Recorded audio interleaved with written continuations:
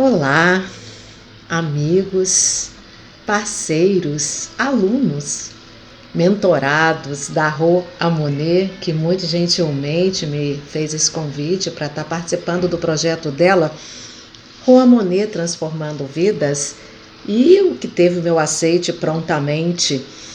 E conversando com ela, antes de definirmos o tema, dada a minha expertise na área de comunicação e agora recentemente desenvolvendo um produto, um projeto pessoal chamado Lendo ao Pé do Ouvido, onde eu trabalho no universo das histórias direcionado para o público infantil de 3 a 6 anos. Então, nessa nossa conversa, nós percebemos que dentro da temática maior do Rô Amonet Transformando Vidas, caberia sim esse tema do descobrir-se a partir das histórias. Falando um pouco da minha história pessoal, né? Eu sou Relações Públicas por formação acadêmica, tenho uma pós-graduação em Gestão Empresarial e mais recentemente em Filosofia. E eu começo esse nosso bate-papo. Não vou dar um caráter acadêmico, não vou me utilizar de transparências, mas nem por isso vou deixar de alicerçar e de ancorar todo esse conteúdo dentro da possibilidade com autores da academia e não da academia, mas que vão enriquecer esse conteúdo de hoje. Então eu vou começar pelas palavras, né? Histórias e histórias, né? Por que a gente faz essa separação? Se a gente for consultar o dicionário minimamente, as histórias estão ligadas às narrativas ficcionais e a história com H, ela estaria mais relacionada à questão histórica propriamente, alguma coisa documental referente ao passado. Mas aí eu me faço valer desse trocadilho, história e história, que é por onde nós vamos transitar nesse conteúdo de hoje, tá? E eu vou começar falando do Paulo Coelho. Eu acredito que essa nossa audiência, enfim, tem faixas etárias variadas, mas eu acredito que as pessoas já têm ouvido falar. Se não leram alguma coisa dele, já tiveram a oportunidade de ouvir falar, porque ele é um escritor muito conhecido, em especial na década de 80, foi assim um boom, né? Então o Paulo Coelho, né, um escritor, ele hoje ocupa a cadeira 21, se não me falha a memória, da Academia Brasileira de Letras. E por que eu estou citando o Paulo Coelho? Que nessa nossa conversa de história e história, eu vou pegar emprestado um conceito que ele se utilizou no livro dele, O Alquimista, chamado lenda pessoal. E aí eu vou estar aqui partilhando com vocês alguns conceitos da lenda pessoal, que é aquilo que você sempre desejou, né? Lenda pessoal é isso, no conceito dele, né? Aquilo que você sempre desejou. E ele coloca mais, né? Todas as pessoas, no começo da sua juventude, sabem qual é a sua lenda pessoal. E nessa altura da vida, tudo é claro, tudo é possível, e não temos medo de sonhar e de desejar tudo aquilo que gostaríamos de fazer. Isso está no Alquimista. Então, para a gente começar esse nosso bate-papo, então eu estou trazendo alguns conceitos. História de narrativas ficcionais, história essas narrativas ficcionais podem ou não consubstanciar a nossa história de vida pessoal, e vamos pedir emprestado esse conceito do Paulo Coelho de lenda pessoal, aonde ele fala sobre o sonho. Temos muito material já para a gente trabalhar, né? Porque aonde isso começou comigo? Há coisa de uns 3 anos atrás, eu fui convidada por um colega de trabalho, até participamos juntos da pós-graduação, para estar à frente de uma tutoria, de mentoria, num grupo de empreendedorismo em comunidade aqui no Rio de Janeiro. E numa das atividades, aliás, era a aula inaugural, a gente tinha um vídeo, e aonde esse vídeo narravam, né, várias histórias, mas a âncora do vídeo era: quem não se lembra daquela frase, o que é, não é uma frase, é uma pergunta, né? O que é que você vai querer ser quando crescer? Então a gente abria o workshop, né, o primeiro encontro, com essa pergunta. Qual não era a minha surpresa que nesse grupo a faixa etária também bastante variada, desde pessoas muito jovens a pessoas também jovens, mas acima aí dos 50 anos, aonde essa pergunta eu tive muita dificuldade, eu não, né? O grupo. A minha dificuldade foi em coletar e a do grupo em se expressar.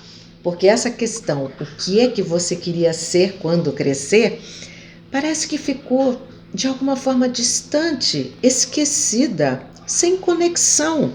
E ao mesmo tempo o grupo, com um olhar, porque eu sou muito visual, né?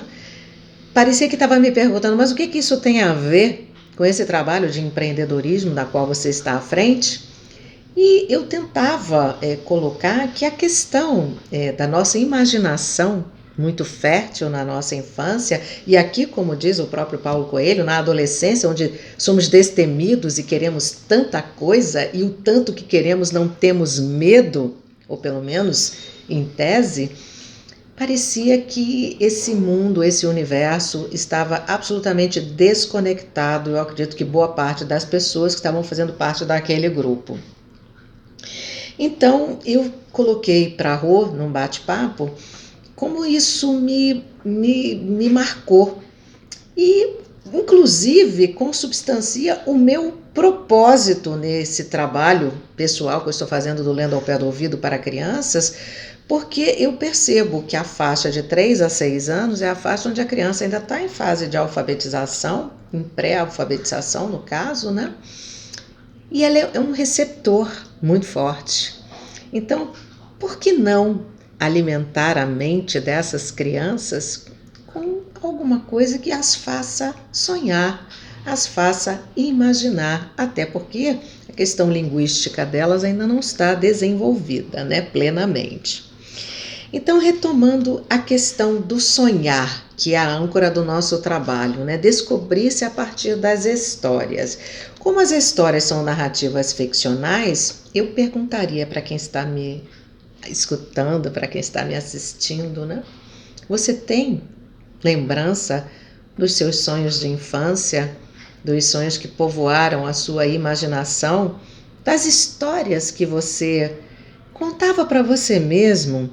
Quem é que não lembra de alguma situação onde a gente se colocava como uma grande professora, um grande educador, ou um bombeiro que salvava as pessoas de uma situação delicada, de um incêndio, liberava as pessoas de um elevador, ou aquela pessoa que salvava um animalzinho pequeno de uma situação de perigo na rua?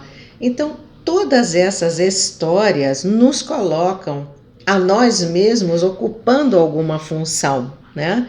Então a gente fica pensando, meu Deus, se em algum momento eu me desconecto com isso de tal forma a não ter noção de mim mesma enquanto atributo, fica muito difícil num processo mais à frente, aonde eu vou estar me colocando profissionalmente, quer através de um estudo mais acadêmico, quer através de um aprofundamento de natureza técnica, fica difícil saber exatamente qual é o melhor encaixe para mim. Quando eu falo encaixe, essa palavra nem é uma palavra tão feliz, porque não se trata de se encaixar, trata-se de você estar se sentindo conectado na sua essência com aquela atribuição.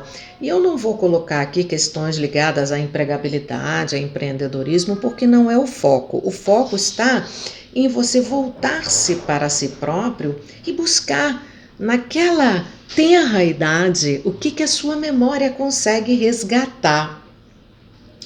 E Paulo Coelho, no Alquimista também, ele faz referência a um autor chamado Joseph Campbell, que é um estudioso da mitologia, e Joseph Campbell criou uma expressão chamada bênção, seguir a sua bênção. E aí Paulo Coelho faz uma correlação entre a bênção e a lenda pessoal. E eu trouxe também, assim, para ilustrar, aí também falando muito na área do trabalho propriamente, do seu desenvolvimento profissional, a marcha, eu não sei se é Sinetar ou Sinetar, não sei qual é a melhor forma de pronunciar, onde o título do livro dela é Siga Sua Vocação, que o dinheiro vem. E nesse grupo aí, fazendo uma digressão com esse grupo da comunidade a qual eu estive à frente, Havia uma máxima, é como se você se conectar com o passado e o seu querer fosse menos importante do que você decidir o que você vai fazer por uma questão de sobrevivência, subsistência, uma série de obrigações que a vida adulta nos impõe, por assim dizer, né? Porque toda pessoa vai se desenvolvendo e vai tendo seus desejos, as suas vontades, né? E os seus compromissos, né? Que muitos constituem família muito até precocemente e tem uma série de responsabilidades, né? Então, dentro do tema descobrir-se a partir das histórias, então eu comecei a perceber que é uma lacuna para as pessoas elas se desconectarem delas mesmas, se atribuindo uma série de responsabilidades e de nomenclaturas como se isso fosse de fora para dentro, quando na verdade é alguma coisa de dentro para fora, né? E a ideia é, uma vez que eu, à frente desse trabalho do Lendo ao Pé do Ouvido, eu escolhi o abecedário, né, brincando com as vogais. É um conjunto de 20 áudios breves para, através da audição, a criança se conectar com esse universo mágico das letras, das vogais e das palavras que juntas formam histórias. Então a minha pergunta: qual é a sua história? Ou quais foram as histórias que povoaram a sua imaginação para que você pudesse construir ao longo aí de uma trajetória de vida, qual seja a sua idade atual, que você está construindo a sua história? E é essa história que você vai querer continuar escrevendo? Ou qual é o capítulo dessa história que você gostaria de reescrever? Eu vou partilhar com vocês também uma experiência.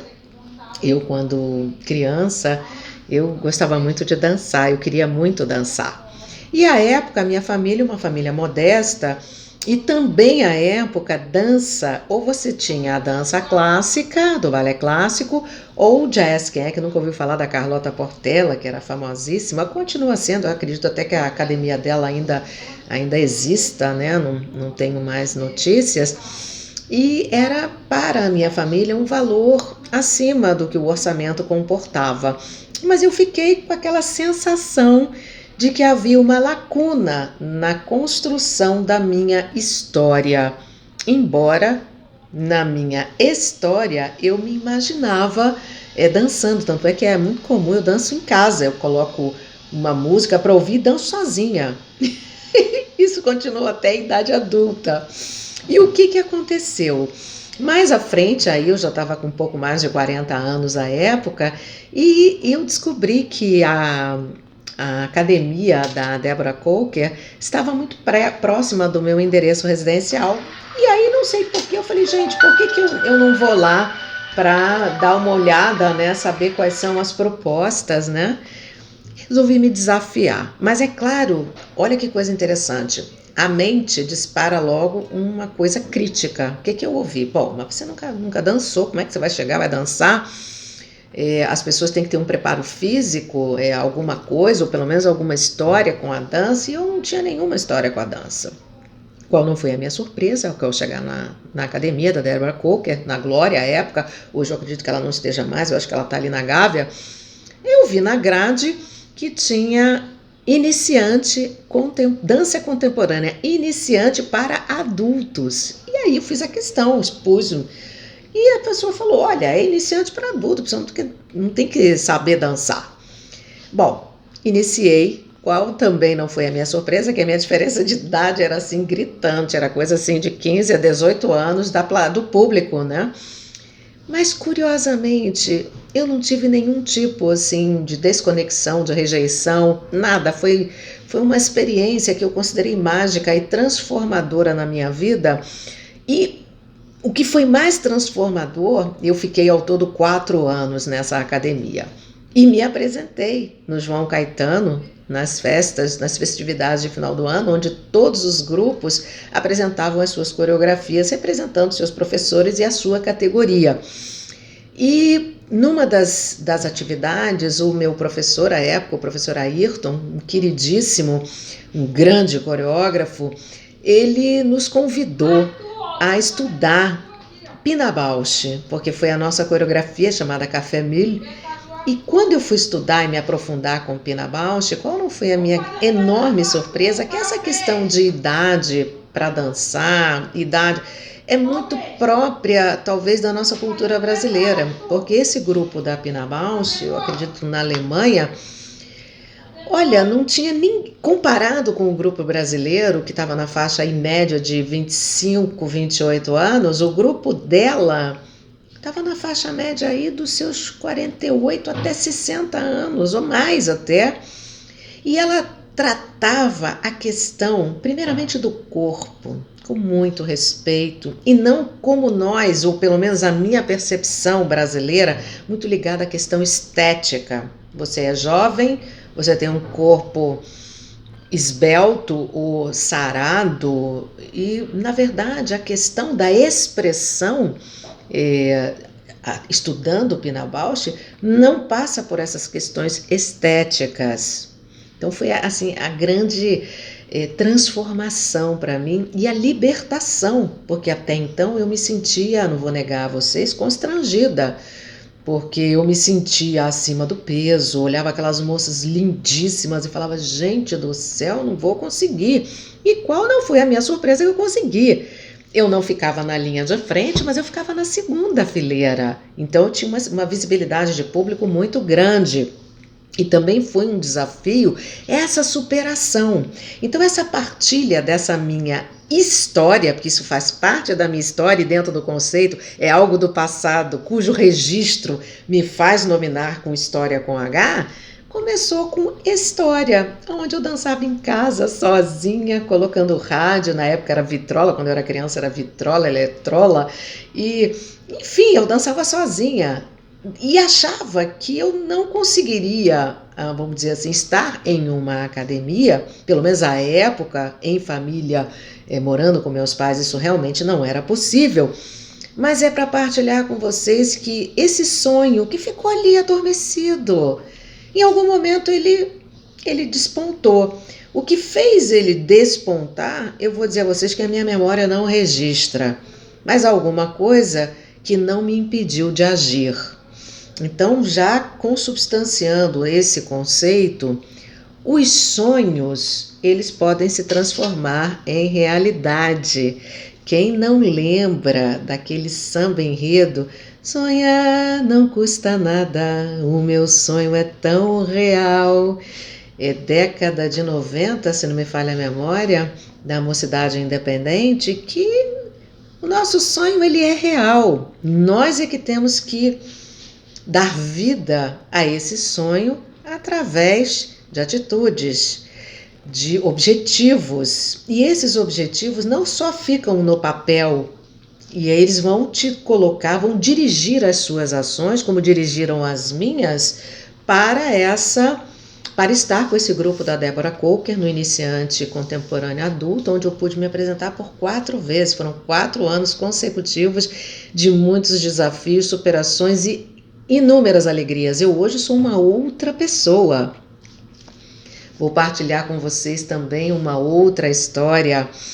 Eu sempre fui muito ligada à área de artes visuais. Antigamente a academia chamava Belas Artes. E quando eu estava no colégio, a gente tinha o profissionalizante, palestras para a gente estar se inteirando, né, das profissões. E eu me recordo, dentro dessa pergunta, o que você quer ser quando crescer? Eu gostava muito de criança. Eu dizia, eu quero ser médica, quero ser pediatra. Isso eu falava criança, né? Quando cheguei aí no que seria o 3º ano científico, que hoje seria médio, não sei se fundamental ou médio, acho que médio, comecei a participar das palestras da área médica e confesso não me senti tão entusiasmada, mas mesmo assim, dentro de uma certa teimosia, eu me mantive com a opção da área médica e me inscrevi para continuar os estudos na área biomédica. Mas eu, olha, de verdade, completamente desconectada, tanto é que quando chegaram as inscrições para o vestibular, eu me inscrevi na área de humanas para comunicação social e desenho industrial. Eu passei nas duas faculdades, embora ambas fossem públicas. Há uma exigência para as cadeiras de desenho industrial de você ter recursos. Eu tinha cadeira de fotografia, cadeira de história da arte, eu tinha cadeira de desenho técnico, e isso implicava um orçamento para custear esses materiais que a minha família não tinha. E a faculdade de Relações Públicas da Comunicação era à noite. Então eu fiz durante um ano eu fiz as duas. Fiz a opção de curso por Relações Públicas, comecei a estudar à noite na Universidade do Estado e comecei a trabalhar bastante cedo. E claro, dentro de mim, uma frustração, porque de verdade eu teria feito a opção por desenho industrial se a conjuntura fosse outra. E o que acontece? Mais à frente, quando eu falo mais à frente, bota aí mais de 20 anos, o meu sobrinho é contemplado no vestibular de arquitetura na Universidade Federal. E eu me lembro que nós marcamos um jantar para celebrar essa vitória do meu sobrinho. E à época eu estava em terapia, eu estava fazendo terapia. E quando nos encontramos para celebrar, eu me percebi muito feliz pelo meu sobrinho e uma ponta de tristeza dentro de mim que eu não conseguia identificar. E conversando com a terapeuta, eu rapidamente consegui, nessa partilha com ela, identificar o que foi. É como se, de alguma forma, a vida, olha só, isso é entre aspas, tá? Tivesse me roubado a oportunidade de eu seguir alguma coisa para a qual eu me sentia extremamente vocacionada. E vamos trabalhar aqui o conceito de vocação, que é um conceito que a Marcia, nesse livro, ela utiliza, eu até separei aqui para esse nosso conteúdo, que é um conjunto de talentos e habilidades, né? É um meio de honesta autoexpressão, né? Então eu me senti de alguma forma roubada, quando na verdade, de verdade eu não voltaria a fazer desenho industrial. Mas qual era o meu chamado? Alguma coisa ligada à arte. É tão interessante, eu vou usar uma fala do Paulo Coelho, né, que ele diz que quando você está em conexão com a sua lenda pessoal, com a sua bênção, você reconhece a sua bênção, como Joseph Campbell fala, o universo conspira a seu favor.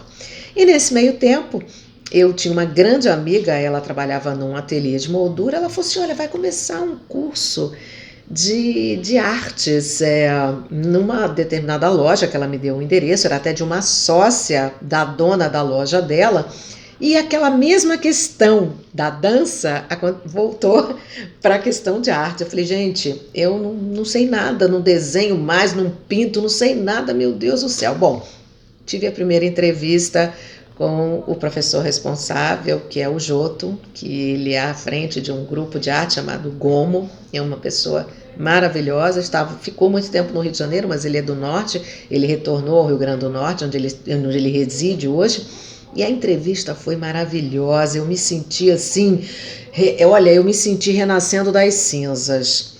Fiquei com ele em atividade, ele sendo o meu professor durante um ano, depois ele se desincompatibilizou com o grupo, retornou ao Nordeste, e eu fui ser mentorada, por assim dizer, por uma grande artista contemporânea chamada Marília Jaci, e me identifiquei na fotomontagem. A gente começou com fotocolagem e fotomontagem.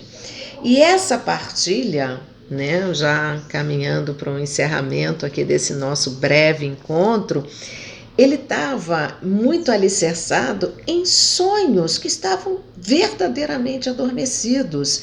E a vida, já parafraseando Paulo Coelho, se você está conectado com a sua bênção em algum nível, essas coisas vão voltar para que você retome essa conexão.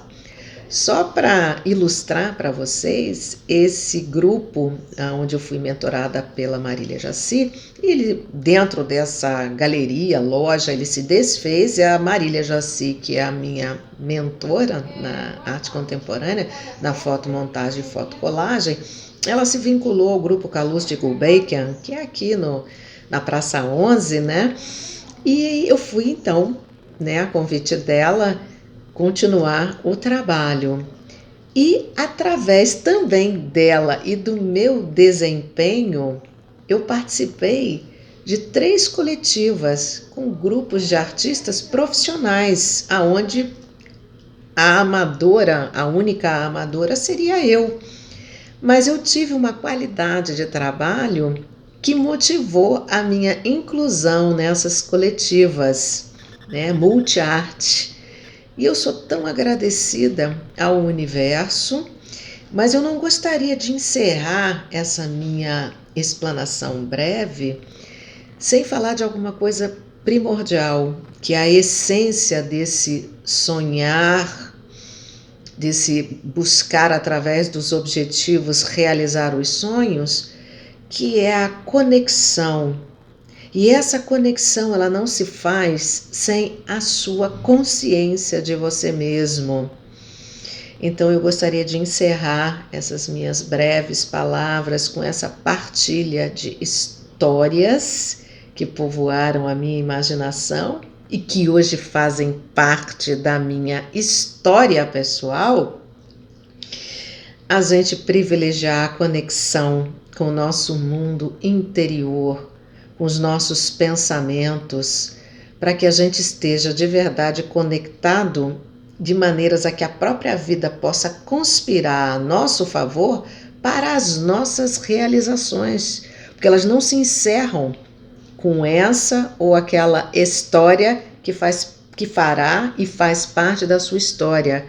Existe sempre tempo para que você escreva um novo capítulo ou reescreva um capítulo que não ficou tão bacana para você, que é o meu caso, né? Eu acabei colocando, incluindo, e isso superando as questões, eu diria até de preconceito da minha parte, que porque eu tinha mais de 40 anos e nunca tinha dançado, como que eu ia dançar? E já tinham se passado mais de 20 anos, quase 30 anos da minha faculdade, como que eu ia fazer artes e para que eu faria artes? Muitas vezes as pessoas perguntam, mas isso vai te ajudar no seu currículo? O currículo quem faz é você, as suas escolhas são suas e muito do que eu fiz, o que seria extracurricular, ele dá potência à profissional de comunicação que eu sou hoje. Então, não existe, dentro da minha experiência, que eu tenho a oportunidade de partilhar com cada um de vocês que me ouve, porque dentro desse propósito, a convite da Rua Monet no Transformando Vidas, a minha ideia é que através desse meu conteúdo, eu consiga inspirar vocês a confiar, porque nós trazemos muitas barreiras, muitas nós herdamos e muitas nós acabamos mantendo e até incrementando, barreira de idade, barreira de essa ou aquela condição para estar eleito a. Quem vai determinar isso é você e, claro, a gente tem que se organizar para que a gente consiga estar onde nós queremos estar da melhor forma. E essa melhor forma é você ajustar os seus interesses. Nós não podemos estar desconectados. Quando eu falo não podemos, é também uma fala, peço até perdão, não é que não podemos. Não agrega valor nós nos impormos coisas que não nos dão alegria, que não nos inspiram e que não fazem o nosso coração vibrar e, por conseguinte, o nosso nível de realização pessoal acaba sendo cada vez menor. É como se o tempo fosse passando e a gente não construísse a nossa história. Quem também não lembra de Martinho da Vila, no samba da Vila Isabel, sonhei que estava sonhando um sonho sonhado. Se esse sonho sonhado é seu, parabéns. Agora, se esse sonho sonhado é de outra pessoa, está na hora da gente rever isso. Nós podemos reescrever a nossa vida e incluir capítulos novos a qualquer tempo. Muito obrigada, Rua Monet Transformando Vidas. O seu convite inspirou essa minha narrativa de agora. Obrigada.